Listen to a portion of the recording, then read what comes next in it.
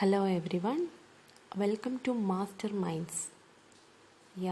Here we are going to deal with the second chapter from class 6th history. It is named as From Hunting, Gathering to Growing Food. We will start our discussion from the people who lived in the subcontinent as early as 2 million years ago, that is, hunter gatherers. Do you know whom we will call hunter gatherers? Just have a guess. Let it be right or wrong, no problem. You just think and fix it in your mind. Okay? Now let me explain. Hunters are the people who hunt wild animals or they caught fish and birds. Then also they gathered fruits, roots, nuts, leaves, etc. And these fruits, nuts are available in the nearer area, and they go to the forest and collect all these things which are useful for them as food. Okay, so hunter gatherers means they are the people engaged in hunting wild animals, then caught fish and birds, then gather fruits, roots, nuts, seeds, leaves, etc. Then usually they move from place to place, means they will not stay at one place for a longer period.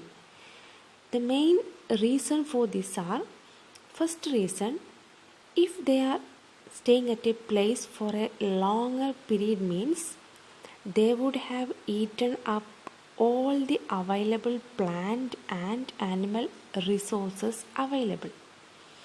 That is, if they are staying at a place for a longer period means all the plants and animal resources which they are using as their food and for other purpose will be finished within a limited time.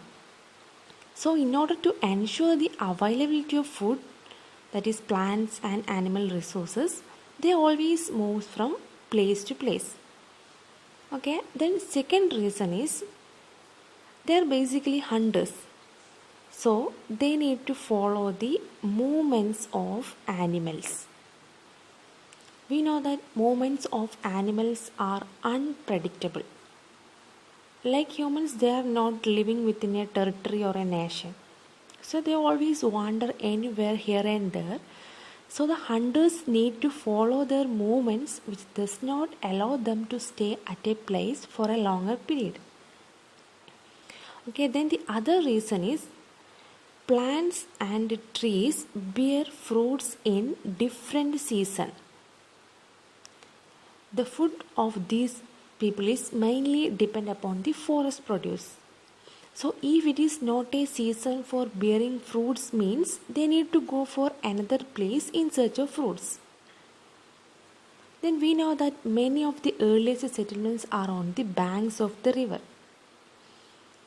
Water is mainly used for drinking, cooking food, or maybe transport also. There is no clear evidence, but we can guess.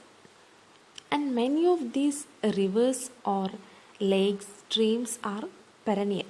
Perennial means water throughout the year, but some are seasonal. So people living on the banks of such river, that is on the banks of seasonal river, would have had to go in search of water during dry season. Dry season means winter season and summer season. And sometimes people also travel to meet their friends and relatives. Okay, these are the reasons why earliest people moved from place to place. What are they? If they are staying at a one place means they would have eaten up all the available plants and animal resources. Then the hunters need to follow the movements of animals. Then plants and trees bear fruits in different season. Then people living on the banks of rivers and lakes would have to go in search of water during dry season. Then sometimes people travels to meet their friends and relatives. Okay,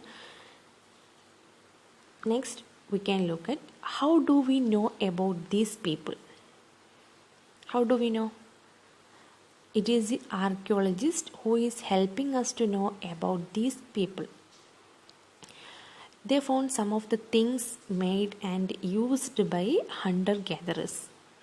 It includes tools which are made of stone, wood, and bone. But stone tools survive the best out of them. Why? It is because the stones are much harder and stronger than wood and bone. So it is available for a longer time than the wood and bone tools. Then stone tools are mainly used for cutting meat and bone, then to scrap bark from trees, then hides, scrapping hides. Hides means animal skins, then to chop fruits and roots, and to cut firewood because firewood are used to make huts and tools. Then spears and arrows are made by attaching the stones to the handles of bones. That is, stones are attached to the handles of bones to make spears and arrows. These are the uses of stone tools. Let's look at once more. What are they? First one, to cut meat and bone, then to scrap bark and hides, to chop fruits and roots, to chop wood for firewood. Then stones are attached to handles of bones to make spears and arrows.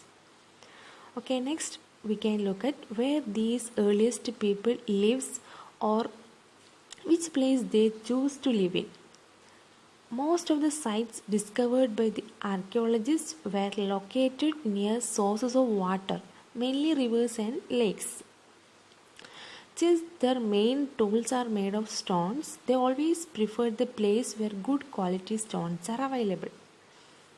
The place where stone was found and people made tools are known as factory sites. This is very important. Just note down the definition. Factory sites. Factory sites are the places where stone was found and people made tools. Then habitation come factory sites means people lived there for longer spell of time. Then habitation sites means the place which includes caves and rock shelters. Bhimbedka in Madhya Pradesh is an example.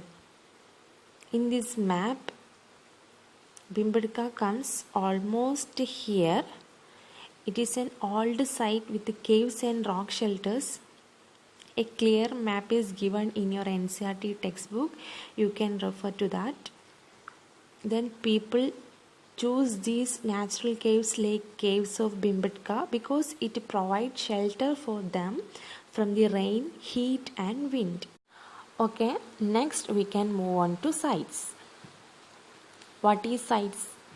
It is the places where the remains of things, it may be tools, pots, buildings, etc. are found.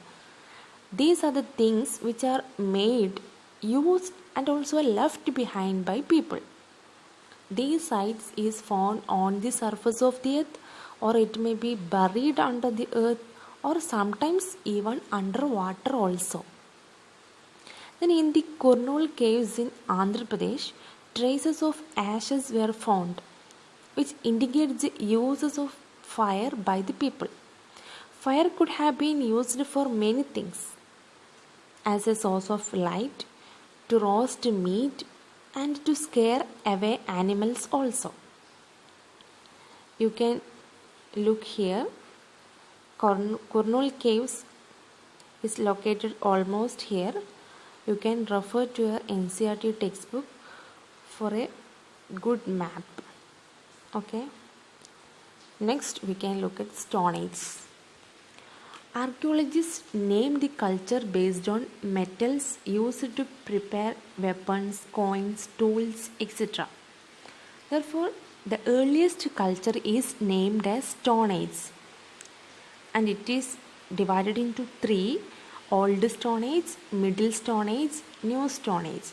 That is, Paleolithic age is known as Old Stone Age, Mesolithic age is known as Middle Stone Age, and the Neolithic age is known as New Stone Age.